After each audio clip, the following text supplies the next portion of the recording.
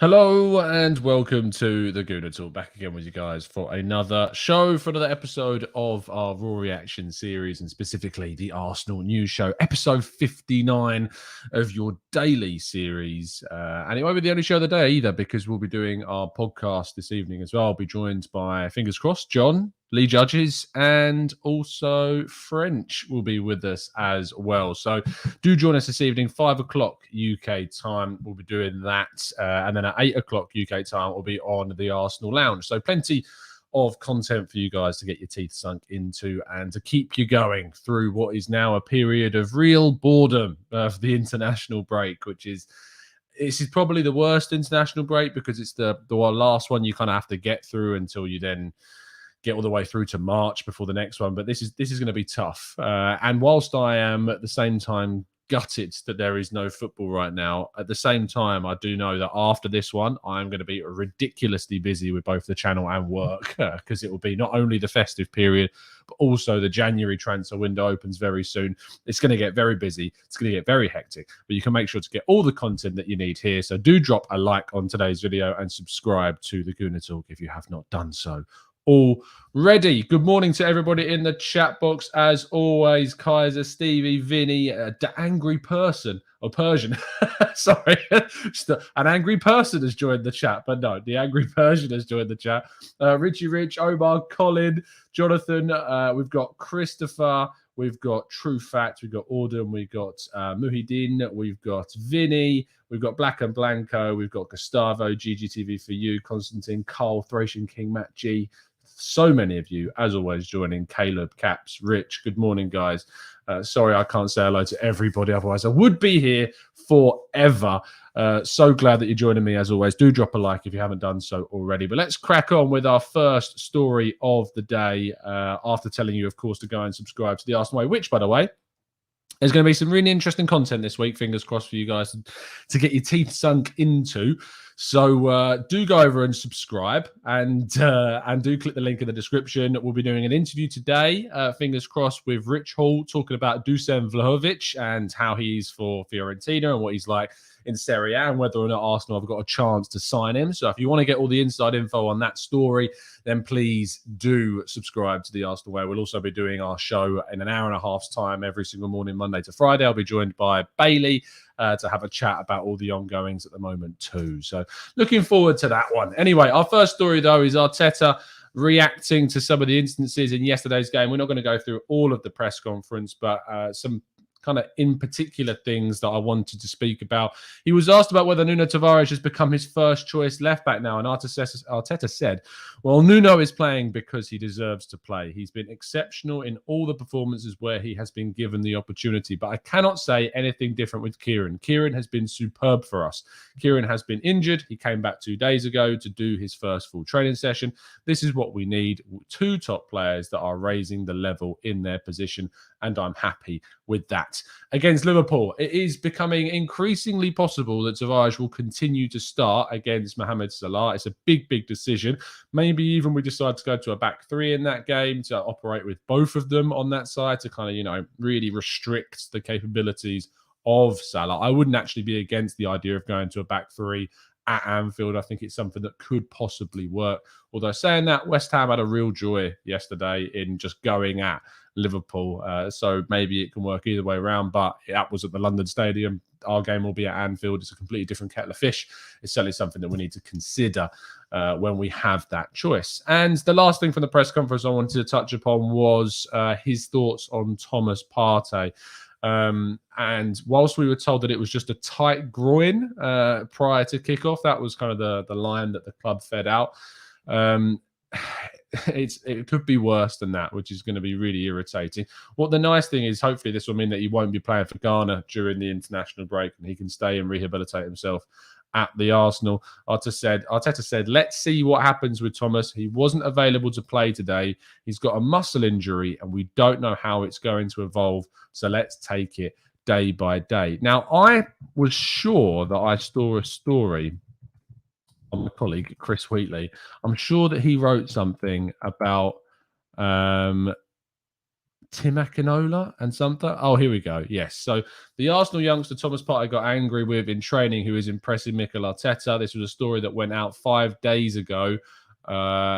Apparently, Timakinola went in with a bit of a challenge on Thomas Partey in training.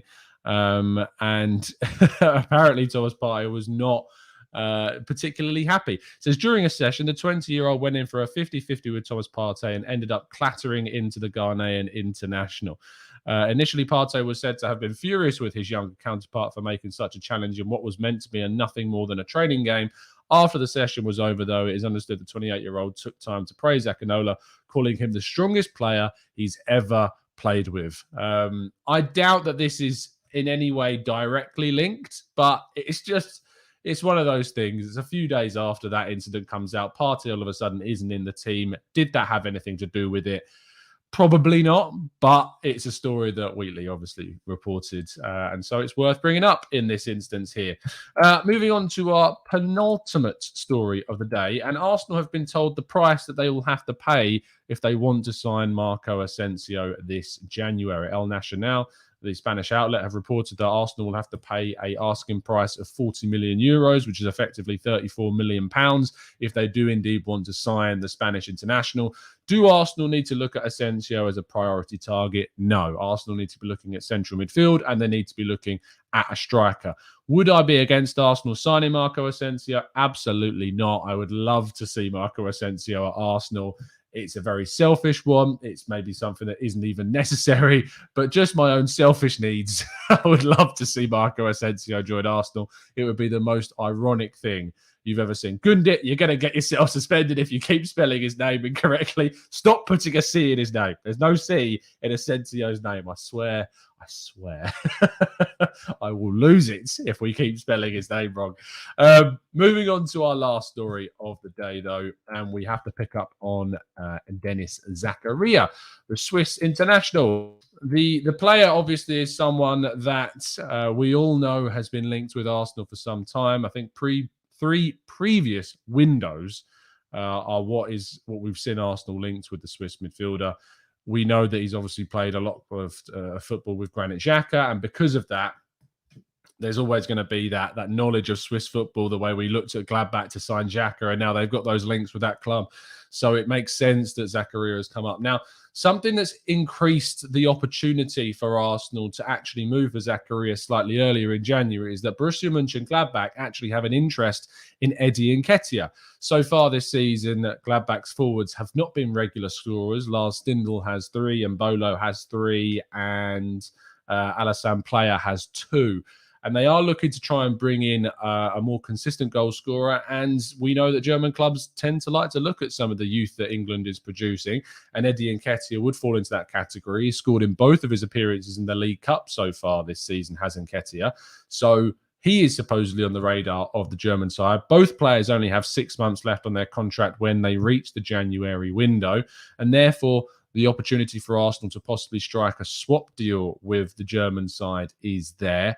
And that would really benefit, I think, both clubs. I think they need a striker. We obviously need a midfielder. Both players seemingly want to move on and face new challenges. It would suit both teams, I think, pretty darn well. And so, therefore, if a swap deal could happen with Gladbach, then that is really, really a positive move, because it would save us a lot of money. Although I know that we can get him for free in the summer, but it would kind of put us ahead of the queue of clubs that are looking to bring Zakaria in on a free this summer. We could look to bring him in January and move on one of our surplus talents and feel like we've got a really good deal out of it. So that's a really positive move for Arsenal if it was to take place. That concludes all of today's news, which we do move. I'm very struggling to talk this morning. We do move on to the last part of the show, which is, of course, your questions, your thoughts, your theories, and throw them into the chat box if you've got anything that you would like to throw in. If it's about taking the mick out of Asensio's name, I swear to God, I will suspend you. Stop mugging me off. Vinny says, has that Spanish guy pulled himself together after his injury issues? He played 35 league games last year, scoring 10 and 10 scoring 3 this season. Look, he's not completely recovered. In fact, he is not the player that he was prior to that injury right now. He looks like he's showing signs of getting back to it. He scored a great hat-trick in the game against Mallorca this season that really highlighted what he's capable of. He would be a risk. Absolutely. There is a risk associated with signing Marco Asensio because of the injury recovery. He's not getting enough consistent minutes, in my view. I think he needs to play more. In fact, if I have a quick look at how he's got on this season, it's tricky because Carlo Ancelotti likes Rodrigo, he likes Vinicius Junior. Ironically, he did like Marco Asensio as well. And so far this season, he's started 5 games out of the 10 La Liga fixtures that he's played in the Champions League. He's come off the bench in both of those games as well. We got an assist when he came off against Shakhtar in their last match, but he was on the bench against Shakhtar in the reverse fixture. He's just someone that can play in so many versatile positions: central midfield, attacking midfield, right wing, left wing. He can play all over the place. He's a really good kind of versatile player. Gundi, I disagree with this. I find it really odd when people rule out the idea of signing any players from a specific club. Like people have done it with Chelsea. Now we're seeing people do it with Real Madrid. I find it really strange when people just rule out a team because every player is different. Every case is different. So you can't just knock off one whole team because we've had, mixed results. And to be honest, I like Martin Odegaard. I think it's a really good bit of business. Danny Sabas wasn't so much a good bit of business, to be honest. Let's be real. He didn't really do what we wanted him to do. He wasn't as good as a player that I thought he was going to be. I thought he was really going to benefit from moving to a club like Arsenal. We got more minutes. He did have some good periods. I mean, him and Xhaka formed a good partnership in the middle that led to our FA Cup win, of course. But I don't think you can just rule out an entire team just because just because it's a position it's just because it's a team where we've had mixed results.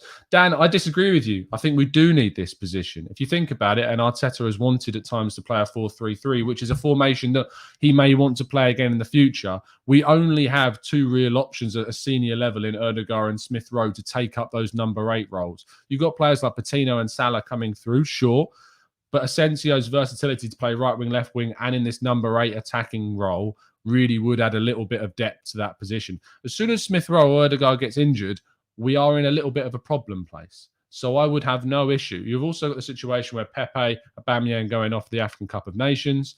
If we would say bring Asensio in that January window, I think it would add some necessary depth. We are going to move some players on. We know this. Pepe could yet move on as well. So I don't think it's necessarily a position that we don't need. I think it's a position that is not high on our priority list, but it's a position that certainly to rule out, I think would be a little bit naive at this place in time.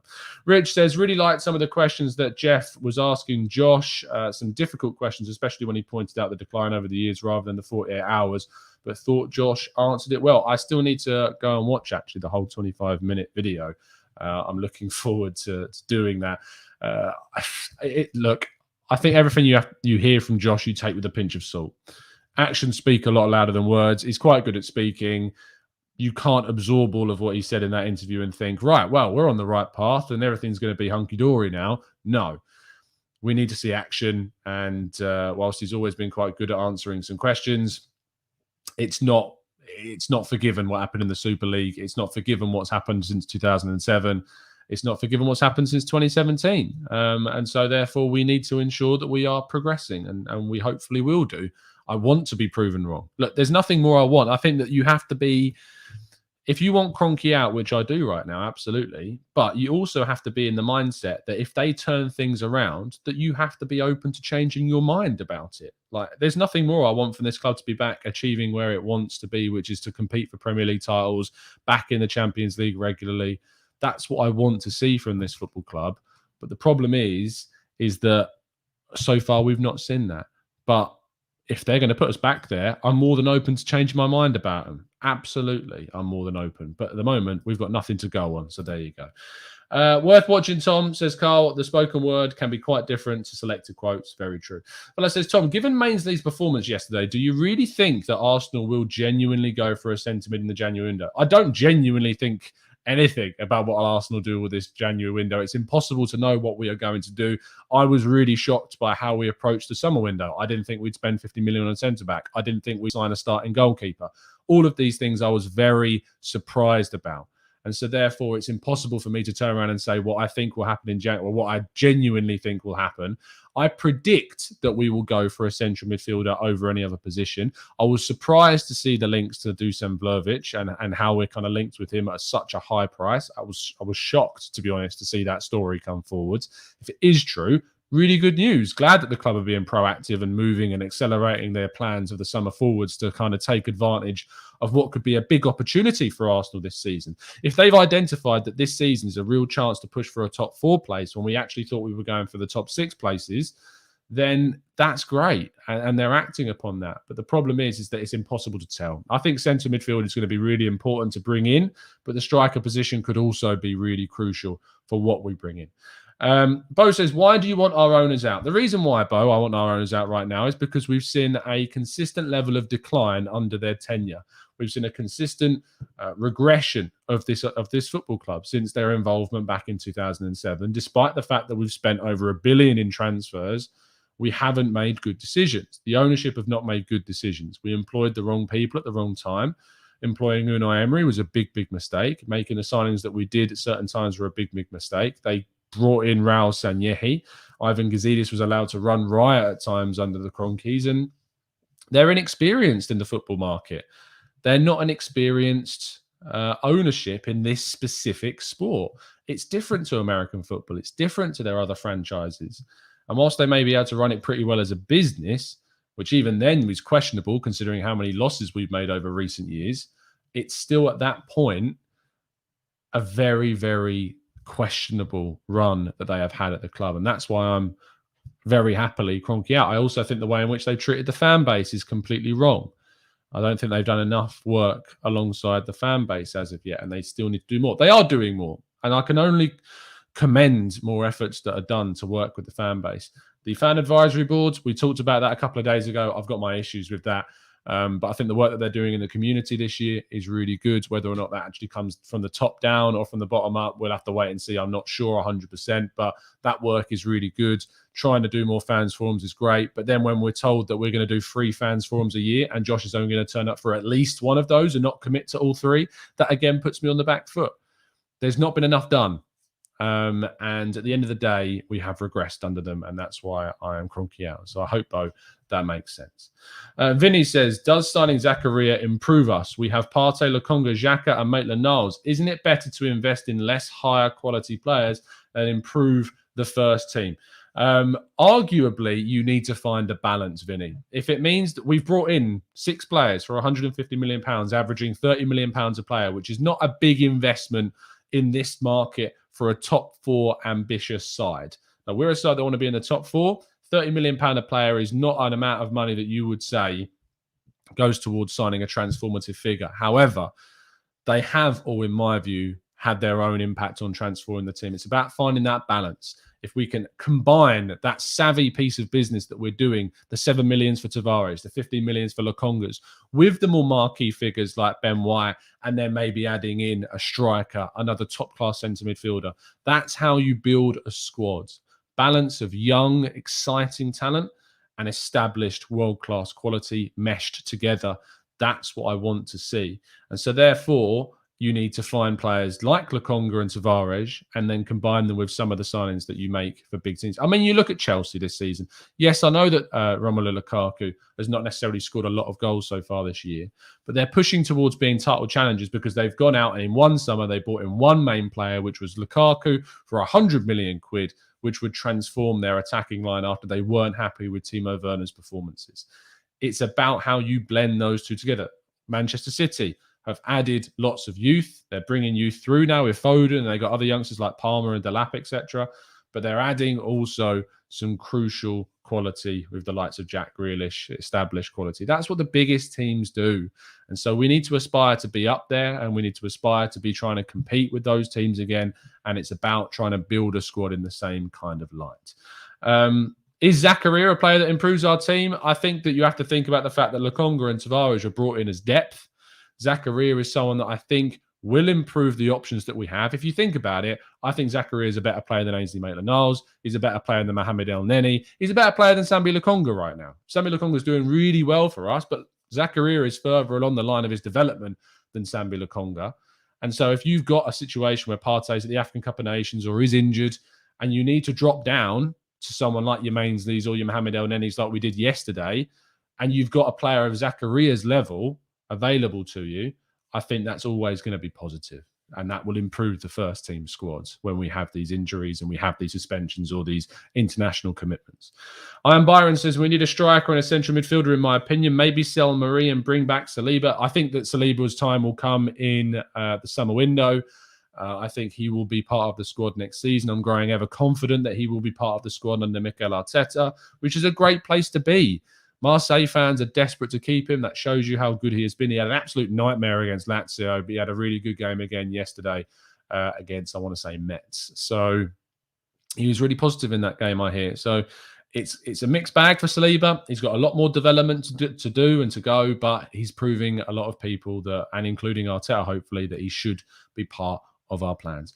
Chris P says, can we really be angry with Arsenal for not dictating to supporter groups on who their elected reps should be, especially if they want to build trust? Issue sits with the groups themselves. Chris, yes, in my opinion, we can, because I don't agree with the process by which we picked and we constructed a fan advisory board. My issues isn't with the idea of voting within the fan groups to elect a representative. It's about how the club have built this board. They should have done more of an effort to make it a more diverse group of people, and that didn't take place.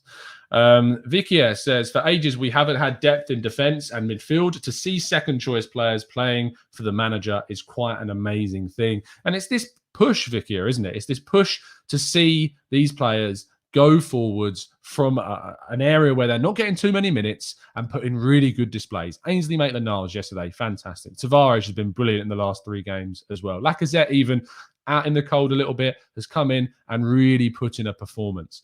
It's players that are not integrated. Did you see the celebration when Callum Chambers scored in the League Cup game against Leeds?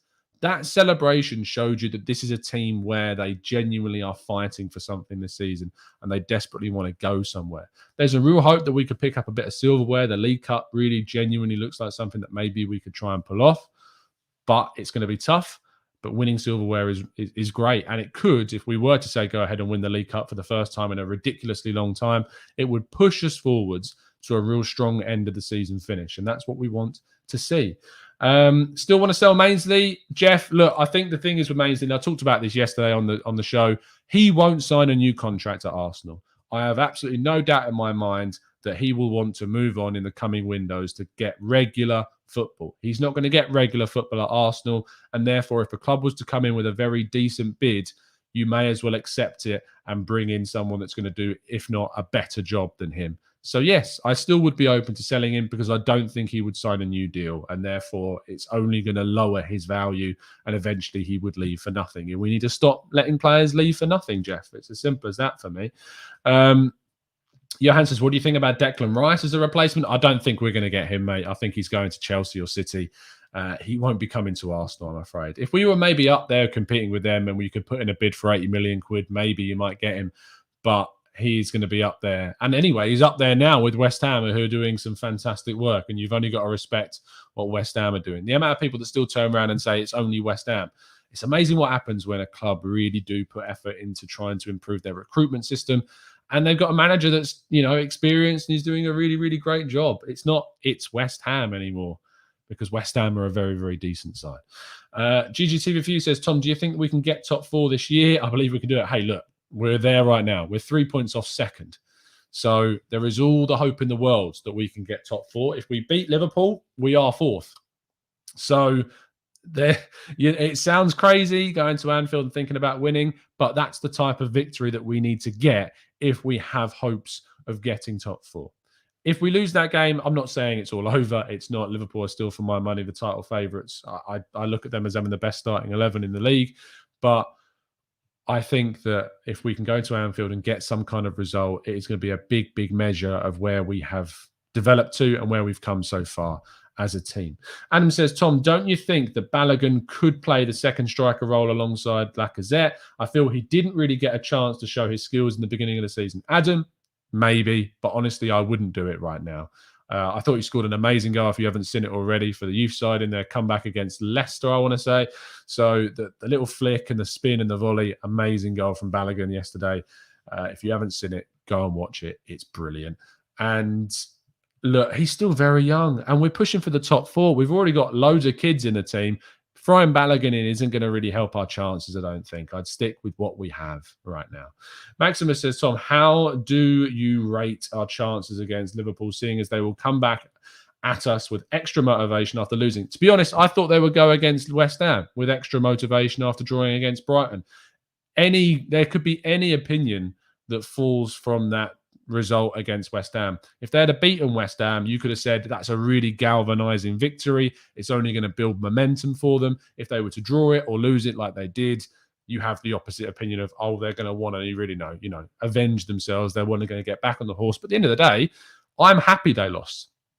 It really knocks their confidence. It hits them for 6. It grounds them. I'm fine with them losing. I don't think it's a bad result for Arsenal, them losing at all. If they'd have won that game, it would have been a big result for them and really boosted their confidence. Losing a game isn't going to boost your confidence. So if anything, I'm happy the fact that they lost. I'm not of the other mindset. Tom, why do Tottenham get battered everywhere they go? Because they're awful, mate.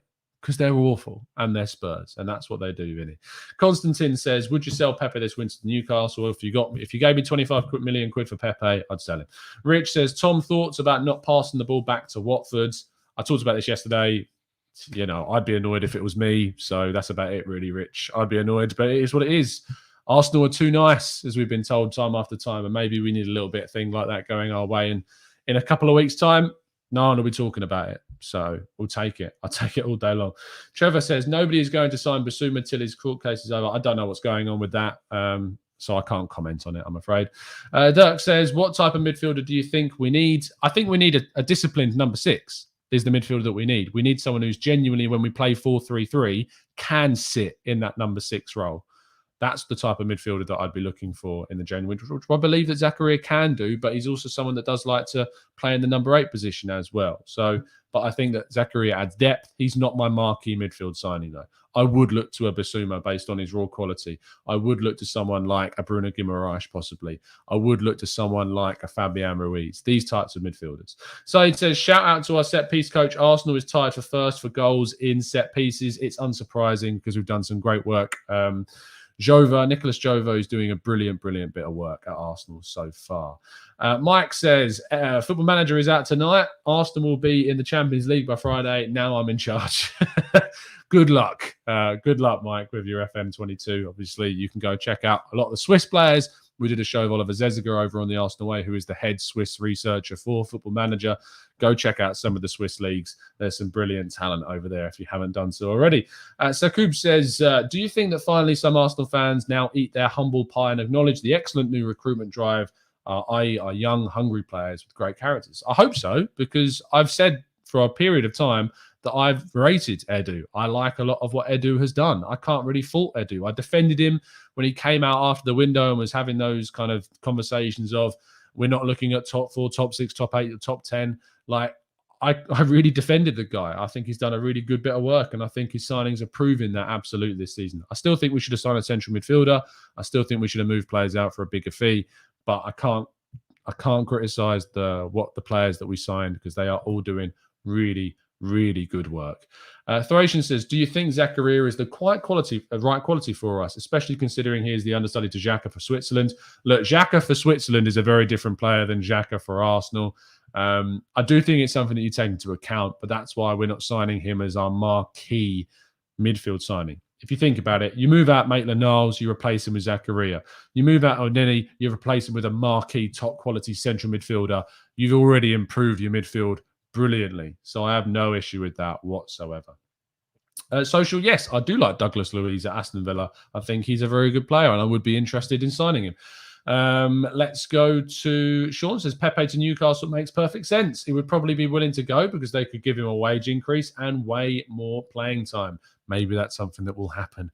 We don't know what they're going to do in January. We don't even know who they are. I mean, we do know who they've got as their manager. Eddie Howe's going to be coming in, but I don't know how they're going to spend money in January. They've got to stay up this season. That's their priority. So spending big money on players may come into their plans of trying to stay up, but it could have an even more detrimental impact on their season if they don't do something about their form right now. Philip says, do you think we could use Gabby Martinelli on the wing against Liverpool to pin Trent back? It'd be hard to change his starting 11 at the moment. The only change I would make is going to a 3 at the back, bringing in Tierney at left centre back, bringing out one of the strikers, Lacazette or Aubameyang, move one of them out. You go to 3-5. You go to 3-4-3. I suppose is probably the best route to go. Or you can go to 3-4-2-1. That might be a better route. You play Tavares and Tierney together, so you get 2 players doubling up on Mohamed Salah. You get Tomiyasu and Ben White on the right-hand side, doubling up on Robertson and Mane. I think that's probably the way to go. I think that would really kind of nullify. You think about it, 89 going to a back 3, trying to nullify John Barnes and what he was doing on their flanks. So why not try that whole thing again and going for the 2-0 at Anfield in 2021? I think it works. I think it's a system that George Graham has found works very, very well. And maybe we can do the same thing again in a couple of weeks' time at Anfield. Thanks so much, guys, for tuning in. We're going to wrap things up there. Really appreciate it, as always. Do drop a like on today's video and subscribe to the channel if you are new around here with those notifications turned on so you never miss a show. I'll be back with you guys at 5 p.m. for your podcast. I'll be joined by Lee Judges, French, and John from Chicago now, not from Miami. So make sure you do indeed tune in for our podcast at 5 p.m. We'll be talking all more about the Watford game and looking ahead to the international break and the Liverpool match as well. So look forward to chatting to you guys a little bit later. Enjoy the rest of your Monday, get through the day, and then you're already part of the way through the week and this international break too. Join us at 9:30 as well on the Arsenal Way if you want to get some more morning content for yourselves. But other than that, we'll see you again very, very soon. And as always, up the Arsenal.